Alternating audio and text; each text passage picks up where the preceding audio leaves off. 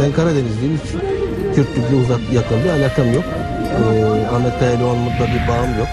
Ama sonuç itibariyle söylediğinin bugün bile hala böyle vatana ihanetten yargılanacak bir şey olmadığını düşünüyorum. Kürtçe bir klip çekeceğim, bunu yayınlayacak yürekli arkadaşlar, televizyoncular var, tanıyorum dedi. Bunda ne var? Yani bu çatal kaşığı hak edecek bir şey değil bence. Şarkı yapmaktan başka seçeneğim ve çarem yoktu. Fakat insanlar tutuklanmıştı, insanlar durmadan alıp bir taraf bırakılıyordu. Ve kimse sesini çıkartmıyordu. İnsanlar dövülüyordu, söylüyordu, işkencelerden geçiliyordu. İnsanlar katlediliyordu. Bütün demokrat, devrimci bütün insanları bir şekilde hayatın bir tarafında yok ediyorlar. Ben kendime böyle bir misyon yükledim. Dedim ki Ahmet, yani bak kimse susuyor. Aşık, mağduri, kırpani, devrimi, aşırı, fermani, zulmi, zalimi, işte tır vır iki gitti. Çık diyordum oğlum, çık artık, çık yani. Çık ya. Çık, insanlara bir merhaba de yani. Bak insanlar bunu yapıyorlar. Şafak Türk'sün söyle. Beni burada aramam ne?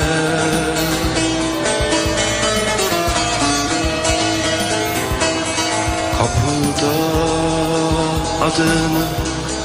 adımı sorma.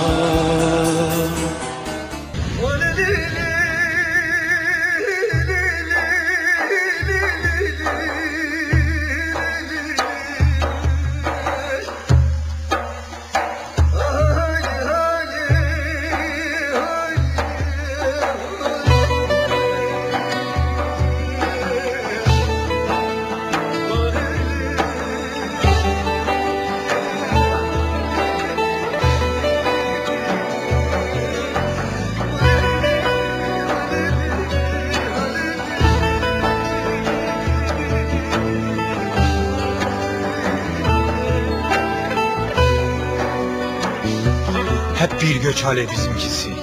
Alışmamış kıçımız oturmaya. Alışmamış da bir türlü becerememişiz vedalaşmayı. Yosun tutmuş bir duvar bölüyordu.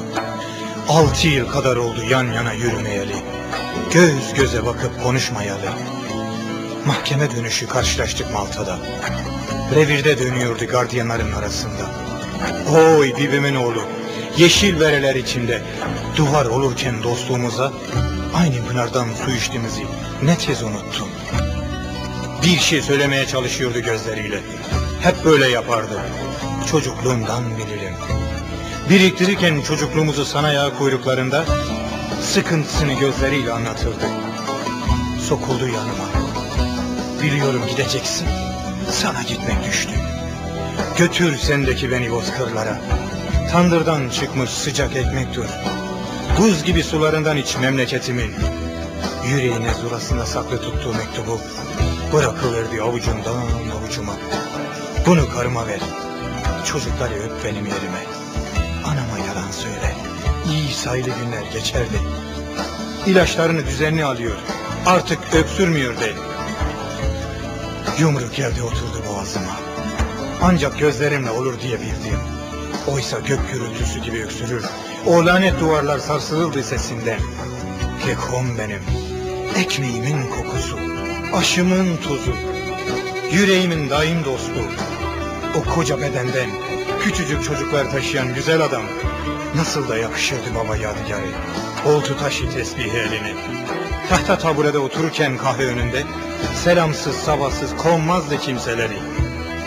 Büyükle büyük, çocukla çocuktu Kekom. Bir güzel çağın güzel çocuğuydu Kekom. Güzel bir bahçeye çevirmekti düşü dünyayı. Aynı hasretlik, aynı sevda düşürdü bizi bu parmaklık dama. Benim payıma gitmek düştü. Sımsıkı sarılıp ayrılmak istedim oysa. Hafifçe tökezledi. Sonra toparladı kendini. Kime ne dedik dostum? Unutma biz haklıydık. Gitmez elbet bu dünya böyle. Yaratan elbet çıkacak yarattığına sahip. Bu hastalık yer bitirir beni. Tez elden alırsın ölüm haberimi. Daha fazla konuşamadım.